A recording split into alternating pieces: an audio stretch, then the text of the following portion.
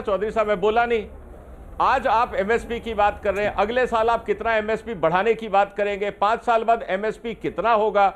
जब तक ये सब चीजें आंकड़े नहीं आएंगे, उनके लिए संसाधन कैसे इकट्ठे किए जाएंगे, जब तक इन पे चर्चा नहीं होगी, मुझे नहीं लगता कोई भी सरकार किसी भी पार्टी की हो डिसीजन ले पाएगी, क्योंकि ये एक राष्ट्रीय आर्थिक स्थिति से जुड़ा हुआ मुद्दा है। मैं ये कह रहा हूं कि सरकार पे 1 रुपए का जोर नहीं पड़े। आप समझ तो लो पहले बात को। हमने कहा कि सरकार को जितनी खरीद करनी हो उतनी खरीद करें, आप उसको कानून बना दो। जो व्यापारी खरीद कर रहा है वो तो सस्ता नहीं बेच रहा, व्यापारी जो खरीद कर रहा है वो एमएसपी से कम पे खरीद ना करें। क्या आपने उसको जो उसके रेट है जो व्यापारी बेचता है, फिर आटा दाल और जो सारी चीजें, वो क्या एमएसपी से सस्ता बेचता है? अगर वो बेचता हो तो बता दो।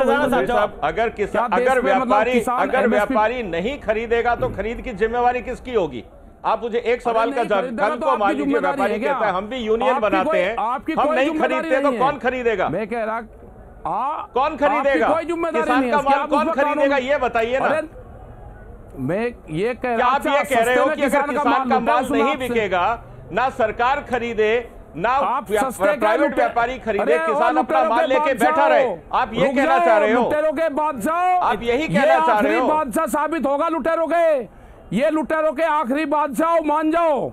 मतलब सस्ते में लुटेरों के बादशाह हो क्या आप लुटेरों के इमाती हो? अरे भाई मेरी बात का जवाब दो ना। अगर प्राइवेट नहीं खरीदता, सरकार नहीं खरीदती तो कौन खरीदेगा? आप ही की जवाब का बादशाह दे रहा हूँ। आप क्यों चिल्ला रहे हो यार? सवाल का जवाब दो, सवाल का जवाब दो ना। आपके कानून की भाषा क्या होगी ये तो बताओ। आपके घर में थोड़ा गिरेगा किसी को, आपको जिम्मेदारी है कोई नहीं खरीदेगा। मैं वही कह रहा हूं कि आप एक कानून की ड्राफ्टिंग तो करो कि आपको कौन सा कानून चाहिए। आपके पास बड़े बड़े वकील हैं कि उसकी भाषा क्या होगी कि सरकार खरीदेगी एमएसपी पे, मान लिया प्राइवेट सेक्टर अगर नहीं खरीदेगा तो बचे हुए माल का क्या किया जाएगा?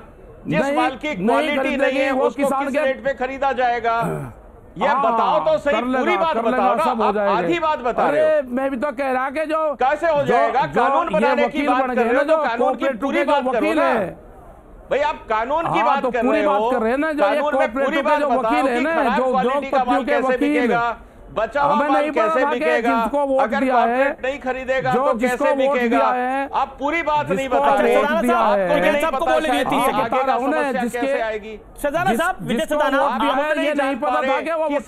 समाधान क्या है? आप अपनी ही बात में फंस गए हो चौधरी साहब। सब जानते हैं, सब अपनी डिमांड करके खुद फंस गए हो। बादशाहों को सब जानते हैं, फंस गए हो अपने ही चक्रव्यूह में। हम कोई नहीं फंस रहे, डिमांड कर दी, ये कानून बनाने पड़ेंगे। हट पा रहे क्योंकि आपको पता है कि आप फंस गए। कानून बनेगा, आप अपनी डिमांड में कोई नहीं फंस रहा। आप ये नहीं बता रहे कि बचा हुआ माल कौन खरीदेगा, आप ये नहीं बता रहे कि क्वालिटी खराब जिस माल की होगी वो कितने में और कैसे बिकेगा। तो सड़ने के लिए छोड़ दे, ठीक है सही, देश की जिम्मेवारी है, कानून बनवा रहे हो, व्यापारियों के वकीलों मान पूरा सही होना चाहिए ना, आधा अधूरा काम देगा, जनता जवाब देगी। ये बताइए, आपके सिर्फ ये मांग तो थी नहीं, मैंने सारे गिनाए हैं। पराली आपकी मांग थी, बिजली आपकी मांग थी, और टोल नाके फ्री कर दिए गए ये भी आपकी मांग थी। नहीं हमारा, तो हम यहाँ वचन दे रहे हैं कोई मांग इसके बाद नहीं आएगी।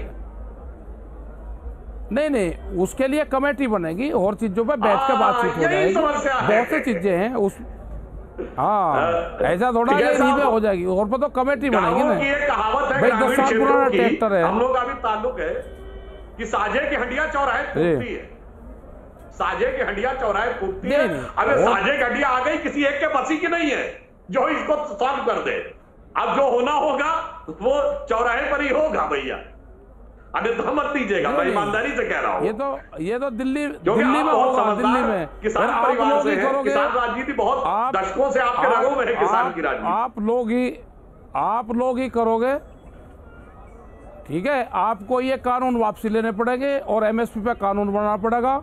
इसमें कमेटियां बनानी पड़ेगी, जो और इश्यू होंगे वो बैठ कर तय होंगे। कमेटी में तो आप आने को तैयार नहीं, ठीक है साहब। कमेटी तो सुप्रीम कोर्ट ने भी बनाई, कमेटी तो सरकार ने भी बोला। नहीं अरे नहीं भाई, आप है यहाँ पे 2 चीज साथ नहीं चलती, ध्यान से सुन लेना, इसे लिख लेना कागज में। हाँ जी लिखवा दीजिए, जो भी मेरी बात सुन रहे हो। जी।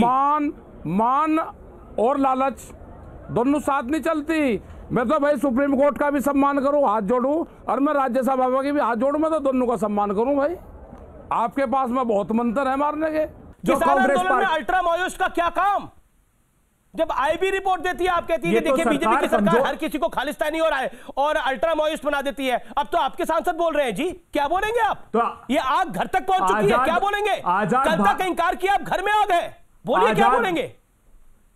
आजाद भारत की सबसे कमजोर सरकार है। अगर ये होने देती है तो वो, अगर खालिस्तानी मंशा अगर इसमें फलीभूत होती है, अगर पाकिस्तान इसमें षड्यंत्र करता है, तो ये आजाद भारत के इतिहास की सबसे कमजोर सरकार सिद्ध होगी। मैं फिर कहता हूं, पुनः दोहराता हूं अपनी बात को कि काले कानूनों की खरपतवार हटाने के लिए, न्याय के बीज लगाने के लिए और जीत की फसल उगाने के लिए और सत्ता को घुटने टिकाने के लिए ट्रैक्टर परेड किसान कर रहा है। गणतंत्र पर जवान खालिस्तानी झंडों की कीमत के ऊपर, अल्ट्रा माओइस्ट की कीमत के ऊपर, सत्ता को घुटने टिकाने के लिए किस कीमत के ऊपर? अपने सांसद पे हमला करवा के सत्ता से घुटने टिकवाए जाएंगे? ये निर्णय करना पड़ेगा आपको अभय जी। सुधांशु त्रिवेदी 30 सेकंड में जवाब दें। भाटी साहब, सुधांशु 20 सेकंड। एक ही लाइन में जवाब दूंगा। अभय जी को जो सरकार पे आरोप लगाना हो, आक्षेप लगाना होता है तो ये दिल्ली सरकार की जिम्मेदारी है। हाँ ठीक है, आपको जो आक्षेप लगाना है आप लगाने को स्वतंत्र है। परंतु मैं एक बात पूछता हूं अभय दुबे जी, ये वॉशिंगटन डीसी में महात्मा गांधी की प्रतिमा के साथ अपमान हुआ और वहां तथाकथित खालिस्तानी झंडा लगा दिया गया, वहां तो भारत सरकार नहीं रोक सकती थी। मगर ये गांधी की एक में कॉपीराइट होल्डर पार्टी और परिवार से एक जवाब नहीं आया, एक आलोचना का एक शब्द नहीं आया। हमने इंदिरा गांधी के साथ ये किया और अब मोदी के साथ ये करेंगे, कोट एंड कोट में शब्द बोला गया। इंदिरा के बाद मोदी ठोक देंगे, ये बोला गया। करने वालों को शब्द नहीं आया। मुझे मेरे विचार से आपने सवाल इनसे सुधांशु जी से किसान आंदोलन का सरोकार क्या है ये बताइए ना। एक ही लाइन का जवाब भटकाइए मत कि नवनीत सिंह क्या बिट्टू के चाहता है ये बताइए। किसान चाहता है कि तीनों काले कानून जो महात्मा गांधी की प्रतिमा के साथ हुए अपमान के लिए कांग्रेस कहती है हम गांधी जी के 3 बंदर हो गए, हम गांधी जी के बंदर हैं, न दिखाई पड़ता न सुनाई पड़ता न कुछ बोल सकते जाए, क्योंकि हमारे ऊपर आंखों पर पड़ गई है सियासत की मुद्दा है ही नहीं जिस पर आप बात करना चाहते हैं। अरे आपने क्यों नहीं किया? मैं समझना नहीं चाहता, समझ नहीं पा रहा हूं। महिमा मंडित करके कि महात्मा गांधी को अपमानित नहीं, लेकिन रवनीत सिंह क्यों नहीं बहस का? रवनीत सिंह बिट्टू आपके सांसद बहस का हिस्सा क्यों नहीं होंगे? रवनीत सिंह बिट्टू को गलत तरह से ट्रीट करा गया, मुद्दा होगा वो। बलिदानी परिवार बीजेपी समझना नहीं चाहती, लेकिन पूर्व सैन्य अधिकारी भी समझना नहीं चाहते क्योंकि वो भी नाराज है। पूर्व सैन्य अधिकारी कह रहे हैं और बड़ी चिट्ठी आई है इसको लेकर, वो कह रहे हैं कि राहुल गांधी अपमान कर रहे हैं सेना का, बयान सच्चाई से दूर है। पूर्व सैन्य अधिकारियों ने मोदी सरकार के खिलाफ जिसका काम उसी को साझे।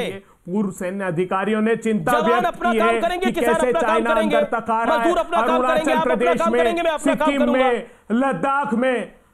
मैं एक सरदाना जी की बात का सिर्फ जवाब देना चाहता हूं। सरदाना जी बार-बार कह रहे हैं, सरदाना जी अब नहीं है।